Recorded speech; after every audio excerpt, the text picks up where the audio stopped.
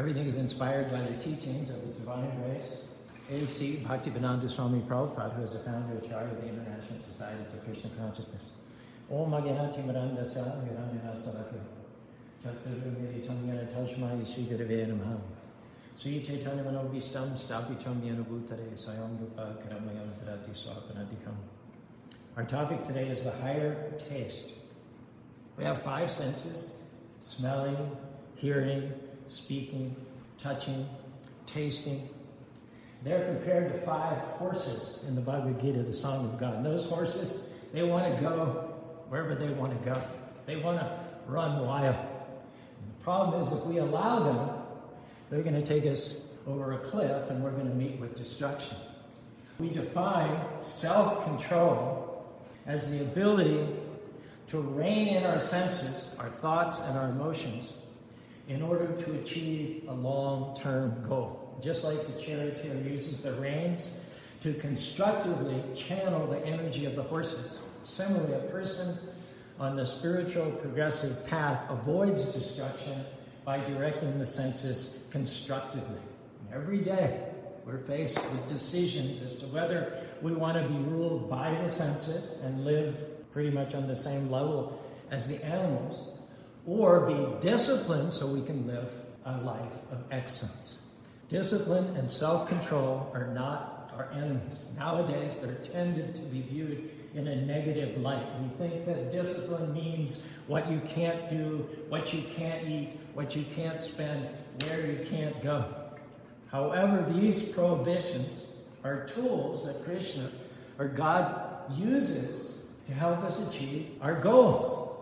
If you want to, for instance, please a particular person and not displease them, you need to be aware of some activities which you're going to have to avoid and some activities which you're going to have to embrace. And it so happens that the activities which please our loving Father are those activities which are good for us, and those activities which displease Him are those which are not good for us, physically, mentally, or spiritually. For instance, Krishna, God, is not happy when we harm ourselves and others through intoxication. He's not happy when we engage in promiscuous illicit sex. He's not happy when we eat meat and shed the blood of innocent animals. He's not happy when we get into that feverish, crazy mentality that accompanies gambling. Now, He is happy when we live a wholesome life of service to God and our fellow living beings. In an article in our Society's magazine, Back to Godhead, Rupanuga Das wrote, quote, "We must decide whether to choose God and love Him or not. And this is the choice of our life. Krishna gives us the power to concentrate upon Him. If we choose not to think of Him, our minds will continue out of control, lost in the impermanent flux of our desires." Unquote. Would you agree with me today that too many people are out of control? Out of control in their spending, in their eating, out of control in their attitudes, always negative and critical, always complaining, out of control in how they use their time, no boundaries, always allowing others to manipulate them. Too many people are out of control in their emotions. They're always going around upset with a chip on their shoulder. The root cause of all this is a lack of discipline. Now, it's true, as soon as you try to exercise control, the flesh will protest. I can't take this. I'm going to die. Let me have just one more hot fudge sundae. Watch one more episode of my favorite late night TV show. Sit in my lazy boy with a big gulp and some chips. Many people, they just go with their feelings and never exercise self-control. The flesh will say, too difficult, too much trouble, too painful. And they'll tell themselves, I know I should read scripture, but I don't have the time. It's too hard to get up early in the morning. I'm too tired. I know I should be more frugal, but I got to have that new iPhone, number 12. I know I shouldn't be hanging around these friends, but it'll be too painful to break it off. I've known them since high school. Let me have it my way, I don't want to be inconvenienced. I don't want to pay the price. I want to take the easy way out.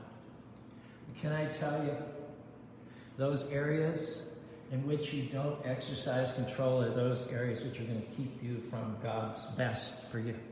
Our challenge today is to exercise discipline, even if it causes discomfort. Prabhupada, our spiritual master, said, these European and American boys and girls were born with silver spoons in their mouths. They were accustomed to a life of hedonism and sense gratification. But because Krishna, God, is present within everyone's heart, by a little practice, now they're getting up early in the morning.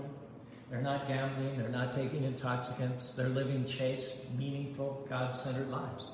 He encouraged us by his example that we can, each and every one of us, get to the point in our devotional practice where we're more interested in pleasing God than we're interested in pleasing our senses. An example, you go to the gym. You use a new machine. You discover muscles that you didn't know you had. You will be a little sore for the next few days. Then the soreness will go away. And the soreness will leave behind strength that you didn't know that you have. And remember, it took time to get into bad habits. It will also take a little time and perhaps a little soreness, so to speak, before we develop new ones, better ones. Prabhupada continues here. Self-control means that one should not accept anything which is detrimental to the path of spiritual progress. The senses are so strong that they're always anxious to have sense gratification. The most important and uncontrollable sense is the tongue. That's why we emphasize two things in the Krishna conscious movement, recognizing that of all the five senses, the most difficult to control and the most voracious is the tongue. The tongue will eat anything and the tongue will say anything. The self-control starts with the tongue. So we only speak about God. Hare Krishna, Krishna Krishna, Hare Hare, Hare Rama, Rama Rama, Hare. And we only eat vegetarian food which has been offered to God in the first place. If you can do those two simple things, is always have God-centered conversations, honor God, and always eat sacred, consecrated, cruelty-free food, then you're 60% of the way on your spiritual journey. Hare Krishna, Krishna Krishna, Hare Hare, Hare Rama, Rama Rama, Hare Hare. Now people who are not taking charge of their lives have one thing in common. They don't know how to tell the flesh no. Discipline means get a grip, take charge. You be in control, not your senses, not your appetite, not your emotions. You stop being led around by your feelings and your senses. You have a plan and you stick to it. Not, oh Lord knows, I tried so many times and failed and gone back to my old self. No. God gave you the ability to take charge, to do what's right. Now you have to exercise your free will like a muscle. And if you do, it will get stronger with use. Prabhupada says here in the purport, Srimad Bhagavatam, self-control is achieved not by artificially stopping the senses, by engaging one's senses in the transcendental service of the Lord. The senses cannot be forcibly curbed, but they can be given proper engagement by experiencing a higher taste. Why did I put the picture of the snake in the basket? It's a story that tells us how futile it is to repress the senses. The snake charmer deemed that his snake was misbehaving and he thought he would teach him a lesson. So he cooped him up in his basket. He said, I'll just keep him cooped up here. I won't feed him, I'll give him everything. And then after some time, he'll become docile. He'll learn his lesson and do what I said. So he kept him in the basket, cooped up. One day went by. Another day went by. Third went by. He's probably docile now. He's probably passive enough now. He opened the lid and PONG! That snake was so kicked off. His poison, his virulence, his anger, his envy had just been building and building and building. My question to you is, what can repression accomplish? If you try to tamp down the senses, there's no point at which they'll roll over. They'll just come back twice, 4 times as strong. Key to weaning yourself from the lower taste is experience. the higher taste. The key to keeping your senses from getting out of trouble is to give them the higher engagement of God's consciousness. The Gita says that which in the beginning can taste like poison when we've lived a life of sense indulgence, it's hard to bring that to a halt. So it's like poison in the beginning, but with practice you can be successful, and in the end, it's like nectar. By the same token, the Gita says, that which in the beginning, sense indulgence and gratification, seems like nectar is poison at the end. We have free will given to us by God to act in any silly, capricious, whimsical, ill-considered way, here and now, in the heat of the moment. But here's a news flash. There'll always be a later on. There'll always be a reckoning. There'll always be consequences. Now is determining where you're going to be later on. And this is an opportunity for me to share with you a poem of my own composition called Karma. Karma is action. Your action, you sow the seed, you face the deed. Whatever you do comes back to you. The law of cause and effect. Ensure the balance is perfect, detecting whatever you do, good and bad. It will resurrect. Death is not the end, it's just a bed. Whatever you've done circles back to you again. Our body may die, but the karma standing by, you'll be reborn to live and die, continue to suffer and cry. As aroma follows a flower, as heat pursues the fire, your karma attracts you as soon as you leave the funeral pyre. Karma decides how you will be reborn, whether you'll be comely or scorned, high or humiliated, straight or deformed, healthy or ill, long or short-lived, animal or human, sheltered or adrift. Karma is what makes the world go round. It's cause and effect right down there on the ground for all those going up and down, over and around, bound by their deeds, drowned by their needs. What is our purpose on earth? Do we just die, continue to take birth? Is there any escape from the pain of coming back and being born again and again and again? Yes. We're not the flesh, we're not the mind. Eternal spirit's design in God's image divine, assigned to a service sublime. Attracted by unselfish action, serving the Lord with dispassion, acting only for his satisfaction, devoted souls achieve extraction from karmic reaction. If you want to burn up your karma, practice the Dharma pleasing the Lord, fashioned by his hand, act according to his plan, and never, ever, ever, ever come back to this mortal world of web.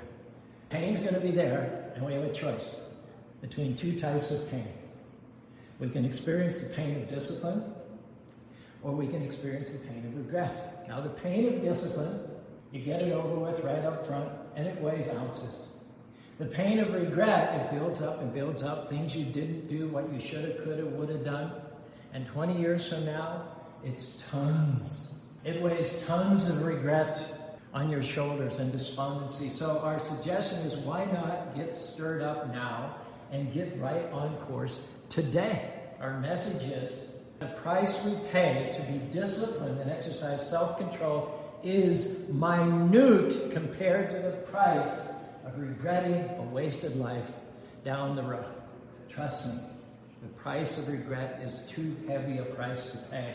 Don't let the enemy, Maya, convince you that you can't change. Prabhupada says here in a purport in the second canto of the Bhagavatam, thus being fixed, one must render service to the super soul situated in one's heart, because he is the almighty personality of Godhead, eternal and unlimited. He is the ultimate goal of life, and by worshiping him, one can end the conditioned state of existence. No matter how long you've had a bad habit, can I tell you, the power within you is greater than that addiction, greater than that bad attitude, greater than that lazy spirit. And if we'll just tap into the almighty Lord within our heart, things are going to begin to change. The first thing to do is stop giving excuses. We know this message is right in our hearts, don't we? But how many of us are saying, well, now is not a convenient time? We used to do bake sales outside of Walmart and Kmart exits in the 90s to raise funds to build this temple. And I remember down in Palm Springs, because there's a big retirement community there, these senior citizens would exit Walmart, and it was like this battle was going on. Should I buy the cookies or not? And they would come up and share their dialogue with me. You know, I know I shouldn't, but they just look so good. And then they would finally cave in, buy the cookies, and this would be the excuse. I checked with my astrology chart this morning in the paper, and it said that the best day to start a diet is tomorrow. That's one of the best excuses I've ever heard. But have you ever heard any of these other kinds of excuses? Well, I'm an Italian, and we're hot-headed. I'm a woman, and we're supposed to spend too much money. My whole family overeats. It must be in our genes. Our suggestion is that you need to be more disciplined in choosing your friends, in choosing your thought life, less negative. More disciplined in choosing your words, in choosing your finances and how you spend your time. Because in any areas in which we're not disciplined, we're not going to grow. So don't let any area of undiscipline keep you from moving forward. Set goals and keep pressing on, even when you don't feel like it. Krishna or God put potential on the inside, but we have to work with Him. Make the effort. Pay the small price for excellence. For us to go higher, the flesh has to go lower. All the potential in the world won't help you without discipline. Now, the English word discipline comes from the Sanskrit word sishya. Sishya in Sanskrit means disciple. Now, a disciple was one. Didn't matter if he was the son of a millionaire or the son of a king. He would be sent to voluntarily accept service as an intern under a great spiritual teacher and life coach. That student would agree to abide by whatever rules and regulations there were in the ashram of the Guru. And that student would say without question, yes sir, no sir, whatever you say, I'll accept. Spiritual master is by definition one who is pure in character and who abides by the scriptural injunctions. No illicit sex in the ashram, no gambling in the ashram, no media in the ashram, no intoxication in the ashram. Disciples' life means that they study the Guru's life, the saint's life, to see how he lives, how he walks, how he talks, how he eats, hoping that that's going to rub off on them. In the ashram of the spiritual master, the young students, called Guru Kulis, would perform menial tasks in order to learn life's most important lesson. Do you know what it is? Humility. Because it says wisdom is denied to the prideful. If you want wisdom, it only abides in those with humility. Even Krishna, the Supreme Personality of Godhead, when he walked the earth 5,000 years ago, he himself, to set an example, went to a Gurukul in South India at the ashram of Sandipani Muni. The Supreme Personality of Godhead, folks, used to go out into the forest to fetch wood. The principle was that if you serve a person of excellence, you're going to become like him. You also, by serving a person of excellence, you become a person of excellence yourself. Krishna says, if you want to learn the truth, just try to approach a spiritual master. Inquire from him submissively, render service unto him. The self-realized soul can impart knowledge unto you because he has seen the truth. I heard a story about a very rich man. He called his gardener. He said, I don't care how much money it costs, but I want you to set me up a garden that's maintenance-free. So the gardener just started laughing and laughing. He could hardly even stand up. He was holding his son and rolling on the ground. And the rich man said, what? You want more money? There must be a price I can pay to have a maintenance-free garden. The gardener told him that no such animal exists anywhere in the world. Any and every garden needs tending. You have to plant, hoe, weed, and then pick. You're in the hot sun, down in the dirt. There are thorns. Your back is aching. Well, it's no different in the garden of your life. When we see someone blessed, fulfilling their destiny, favored by God, we can tend to get a little jealous sometimes, isn't it? I wish I could enjoy those blessings. Well, I'm here to tell you the truth about those persons, which some of you might need to hear. What you are not able to see is that those persons exercised discipline in the past to get to where they are today. Those persons watered when they didn't feel like it, out in the hot sun. They pulled out weeds, so to speak, made sacrifices, put in time, effort, and energy. They paid the price, and now they're reaping the benefits. You just came in during the last half of the movie. Now, we're all the gardeners of our own lives. Krishna doesn't love those people more than you. If you'll exercise self-control, Krishna can do for you what he did for them. He'll do more than what you ask or could think. But we have to do our part by saying no to the wrong things and saying yes to the right things. Krishna, God, has a beautiful garden in store for us, but we have to tend it. Not just do what we feel, do what we think. No, we have to practice what we know is right, even if our flesh doesn't like it at first. Figure it out. Unless we're restrained, we're going to eat 10 bowls of ice cream. Unless we're restrained, we're going to end up telling somebody off and getting in a big fist fight, isn't it? If you're not restrained, you'll spend money you don't have. Spend your life in debt. The flesh is lazy. If it's not restrained, it'll convince you to lie in bed when you don't feel like going to work.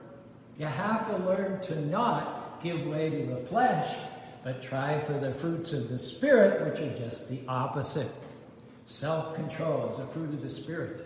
Peace is a fruit of the Spirit. Joy is a fruit of the Spirit. Gentleness is a fruit of the Spirit. Goodness is a fruit of the Spirit. And Krishna encourages us in the Bhagavad Gita to fill ourselves up with His Spirit. Experience the higher taste, and the lower taste will go away. Hare Krishna, Hare Krishna. Krishna, Krishna, Hare Hare. Hare Rama, Hare Rama. Rama, Rama, Hare Hare. Prabhupada says in a purport to the 11th canto of the Bhagavatam, quote, "A wretched, enslaved person is one who cannot control his senses, whereas one who is not attached to sense gratification is a real controller." And we all know that when somebody's a slave, what does that mean? It means he's forced to do things he doesn't wish to do. He's forced. I've heard it said, especially in this day and age, everything is permissible, but not everything is profitable. In this Kali Yuga, winter season of the cosmos, you can get away with addictions. You can get away with a bad temper, a bad attitude, but we're not talking today about getting away with things. We're talking about rising to a level of excellence, living a life of victory. It's about seeing dreams come to pass. Let us challenge you today to start exercising self-control. There is not a more convenient time than now. You're being spoken to now. Krishna directed your footsteps here today, now. It may be a little difficult, a little painful at first. What may seem like poison in the beginning is nectar at the end. But can I tell you, the pain of discipline is nothing compared to the pain of regret. You're the gardener of your own life. Krishna wants to take you to a higher level. Self-discipline is the dividing line between excellence and mediocrity. If you'll take charge, be disciplined in your thoughts, words, and emotions, Krishna or God will take you to places that you've never dreamed of in this life and in the next life. He'll take you back to home, back to God. If any part of this message resonated with you, you're welcome to raise your hands along with me and say, Hare Krishna, Hare Krishna, Krishna Krishna, Hare Hare, Hare Rama, Hare Rama, Rama